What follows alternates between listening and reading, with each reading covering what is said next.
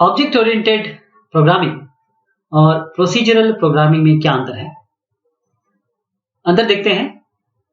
Procedural oriented या procedure oriented programming, इसमें जो प्रोग्राम है उसको हम डिवाइड करते हैं छोटे छोटे भाग में जो अपना एक काम करते हैं, जिसे हम फंक्शंस कहते हैं। ऑब्जेक्ट ओरिएंटेड प्रोग्रामिंग में हम प्रोग्राम को डिवाइड करते हैं किस पार्ट में? ऑब्जेक्ट्स में। ऑब्जेक्ट्स आपके रियल वर्ल्ड एंटिटी हैं, रियल वर्ल्ड एग्जाम्पल है।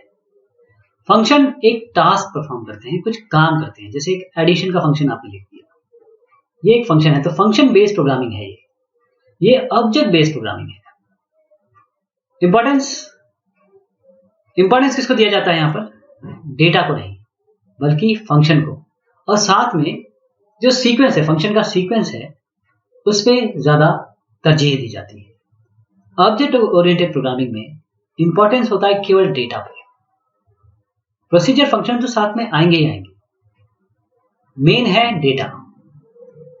अप्रोच क्या है?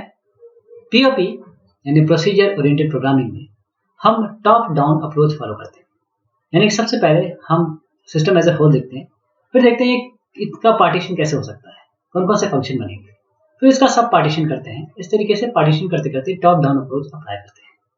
जबकि ऑब्जेक्ट ओरिएंटेड में हम बॉटम अप अप्रोच करते हैं। पहले हम जाते हैं ऑब्जेक्ट पे, फिर इसके बिहेवियर, फिर इसके एट्रीब्यूट, उनके बारे में बात करते हैं। तब ऑब्जेक्ट से ऊपर की चीज बनती है, फिर आपके फंक्शन के बारे में बात आती है, फिर इनके बीच में इनहेरिटेंस है, इनके बीच में पॉलीमॉर्फिज्म है, और इनकैप्सुलेशन ये बाद में आता है। ये अंतर है। पीओपी में कोई एक्सेस स्पेसिफायर नहीं होता है। ऑब्जेक्ट ओरिएंटेड प्रोग्रामिंग में आपके पास एक्सेस स्पेसिफायर होते हैं, पब्लिक, प्राइवेट और प्रोटेक्टेड। पब्लिक कोई भी इसे एक्सेस कर सकता है, प्राइवेट केवल वो क्लास जो क्लास ऑब्जेक्ट की बनेगी, केवल उसके अंदर के जो भी कंटेंट है या डेटा वेरिएबल है या फंक्शन से एक्सेस कर सकते हैं। प्रोटेक्टेड मतलब यह है कि कोई फ्रेंड बना दिया आपने, या आपने एक और, इसमें मैं बात करता हूँ उसकी इनहेरिटेंस की।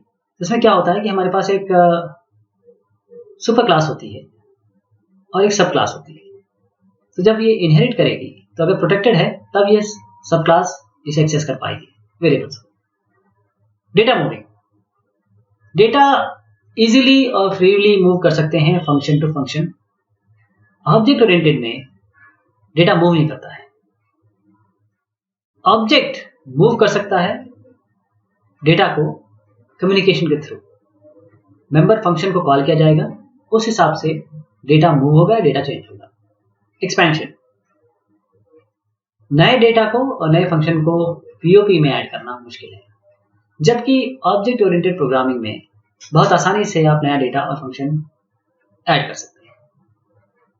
डेटा एक्सेस, पीओपी में most of the functions, maximum function जो है वो ग्लोबल डेटा यूज करते हैं, यानी कि एक डेटा होगा, उसको ये फंक्शन भी यूज करा, ये फंक्शन भी यूज करा। हर एक फंक्शन अपना डेटा होगा उनके पास, और जो सब एक साथ यूज करते हैं वो ग्लोबल डेटा होगा। ऑब्जेक्ट ओरिएंटेड में कुछ ग्लोबल नहीं होता है। डेटा मूव नहीं कर सकता फंक्शन टू फंक्शन, ये प्राइवेट और पब्लिक और प्रोटेक्टेड से बाध्य है। इस तरीके से हम कंट्रोल कर सकते हैं एक्सेस, डेटा का एक्सेस। डेटा हाइडिंग, क्योंकि इसमें ये डेटा हाइडिंग की फैसिलिटी, ये एक्सेस स्पेसिफायर नहीं है, इसीलिए डेटा ओपनली अवेलेबल है, फ्रीली है, तो इसलिए हाइडिंग नहीं है इसमें। यहां पर डेटा हाइडिंग है, आप इनकैप्सुलेशन से डेटा हाइडिंग करते हैं, तो इसीलिए सिक्योरिटी यहां पर ज्यादा है। ओवरलोडिंग पॉसिबल नहीं है यहां पर पीओपी में, जबकि ऑब्जेक्ट ओरिएंटेड प्रोग्रामिंग में, क्योंकि यहां पर हम पॉलीमॉर्फिज्म की बात करते हैं, पॉलीमॉर्फिज्म को हम दो तरीके से इंप्लीमेंट करते हैं, फंक्शन ओवरलोडिंग और operator overloading. Procedure oriented programming में आपका सी है, वीबी है, फोर्ट्रान है, पास्कल है।